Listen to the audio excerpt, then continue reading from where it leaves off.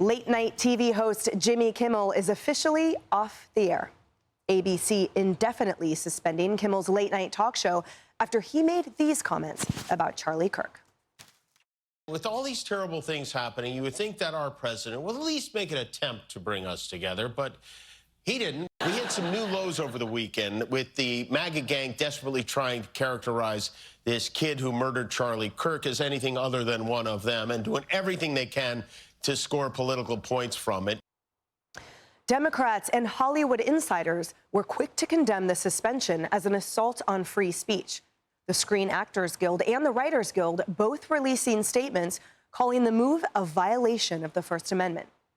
But when you dig deeper, the move by ABC came after Nexstar and Sinclair, two major players who own a ton of ABC affiliates across America, announced that they were preempting his late-night show.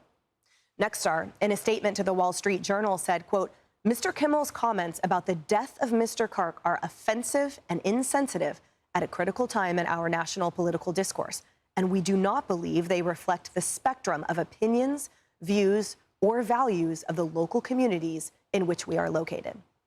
Here's FCC Chairman Brendan Carr on Hannity last night. This action today by Nexstar and Sinclair, frankly, it's unprecedented. I can't imagine another time when we've had local broadcasters tell what we call a national programmer like Disney that your content no longer meets the needs and the values of our community. So this is an important turning point. And frankly, speaking of that, obviously, Charlie Kirk set out to change the country, to change the culture, and the results of his work are continuing to produce results, and that's a good thing. Meanwhile, President Trump said this morning that he won't lose any sleep over ABC's decision. Well, Jimmy Kimmel was fired because he had bad ratings more than anything else, and he said a horrible thing about a great gentleman known as Charlie Kirk. And Jimmy Kimmel is not a talented person. He had very bad ratings, and they should have fired him a long time ago. So, you can call that free speech or not. He was fired for lack of talent.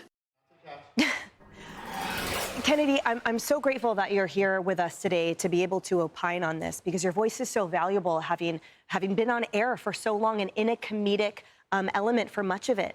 And my question to you is, the criticisms of this being First Amendment related, is that accurate here, or is this more an issue of accountability for one's behavior and the fact that networks have to answer to advertisers that if the content doesn't reflect the values and opinions of the audience, then yes, it's perfectly fine to say your time here is up? Yeah, so, 23 years ago, when Jimmy Kimmel started his show, the media landscape was very, very different than it is now. And there are a lot of people who have their own avenues and own mediums where they can opine at will to a specific audience, and some of them do very, very well financially. You have Jimmy Kimmel, who had become over the years less funny and more politicized and had ostracized so much of his audience. And he even said after the 2024 election, he didn't want Trump voters watching his show, and he didn't care if they were offended by his content. Now, if you're Sinclair, if you're Nexstar, if you are one of these ABC affiliate owners and you're looking at that, that's a person who is inviting half of the viewership in this country to go to those new mediums and check out different shows and different options, for which there are many right now. So you have that. An unsustainable business model, $100 million a year, 150, 200 people on staff. You have to pay each and every one of them. Many of them are members of some of these guilds and unions, and, that's obviously why they are releasing statements today. So that has been unsustainable for a long time. When ABC saw CBS pull the plug on Stephen Colbert, they realized we do not have to continue to make this kind of investment. CBS was the trailblazer. ABC followed suit. They were just waiting for the moment. And unfortunately for Jimmy Kimmel, he threw the door open and invited them to put his show on hiatus indefinitely. Will he come back? We don't know that right now. I do have an issue with some of the statements made by Brendan Carr, because if there were an FCC commissioner on the other side of the political spectrum, from someone maybe on this network, and they didn't like their speech, would they put pressure on, some of some of the advertisers? Yep. And, if someone from Fox moved on to Fox Broadcast, to some of the owned and operated stations there, That's the part of this that I do not like. Well, and it's more speech, not less speech. I mean, you often hear me say that. It's because that's really what we want. We want an open market for speech.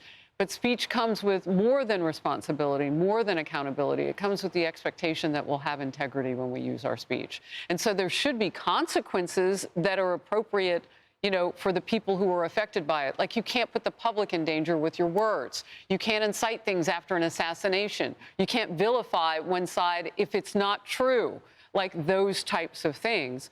But where we are right now is, I think, in a perilous position, too. I don't want us to say that we can just shut each other down without some thought about that. But the FCC has kind of backed out of its role. It hasn't really been enforcing things the way that it had been when it was first in position to do so. That's one. And the other really is ABC only flexed. His ratings are down. CBS, this isn't their first rodeo. Remember the Justin Timberlake, Janet Jackson thing? They've learned some lessons with the broadcast side. You remember the wardrobe malfunction? So they know that this can cost money in the end. So I've been saying, look, they knew who they hired. Eventually, he was going to step on a nail in the sidewalk, and it was going to be bad. That's who he is on the air. I mean, he's lost his funny. Ari, Kennedy raised such great questions that I wanted to ask you about, which is sort of the concept of platforms, and that the notion by the writers and the actors guilds here that are sort of reducing this to a constitutional right, when the reality is that in the entertainment industry, behavior matters, and sometimes one goes too far. And we've seen accountability be levied for decades. And the other reality is that there's a million other types of platforms that people can say exactly what they want to. Accountability is not the same thing as infringing free speech or the right to one's speech. Look, Right. just as the left needed the killer of Charlie Kirk to be from MAGA, which is what Jimmy Kimmel falsely said, these critics also need this to be about free speech. It is not about free speech. It was about accuracy. It was about accuracy and a business decision. Look, I tried my entire career to stay out of telling employers who they should or should not hire or fire.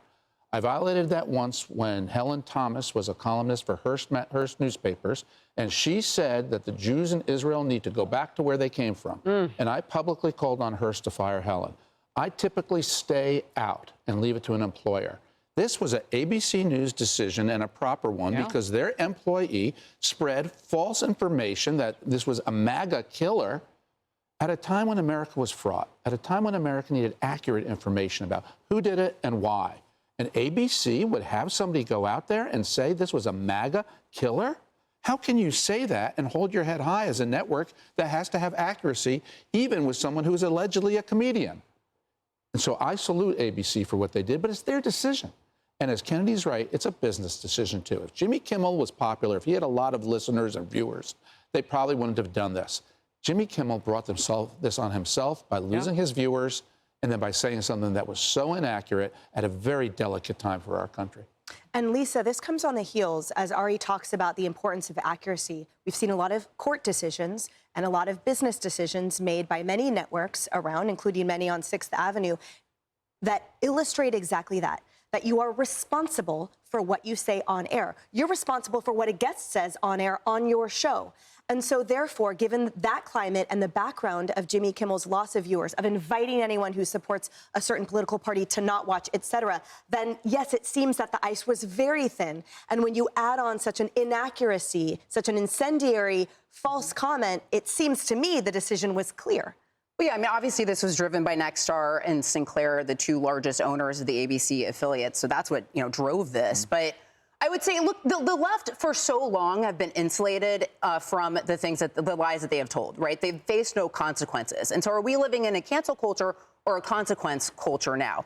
And to your point, Jimmy Kimmel lied. I mean, by the time of his broadcast, he knew the killer was not MAGA. At that point, we knew what was on the bullet casings, right? We knew that it was Antifa, leftist language on there. We knew that he thought Charlie Kirk had hate in his heart, right? We knew that he was leaning left, according to the family. We knew that he was living with his roommate that was transitioning, right? So we knew that the killer was a leftist, yet Jimmy Kimmel lied. And I would argue that a lot of these lies we've been told by people on the left have helped fuel and foster this hate-filled environment that we're living in. A lot of those lies calling Trump a Nazi and a fascist and or lying about what he said at Charlottesville, saying that he was praising the neo-Nazis when he very much condemned it, if you read through the transcript. So I would say it's time that the lying stops if we want to get to an environment, which I think we all do, where we can put some of this political hostility behind us and unite as a country. But how can we do that if people are still lying intentionally, which is what Jimmy Kimmel did?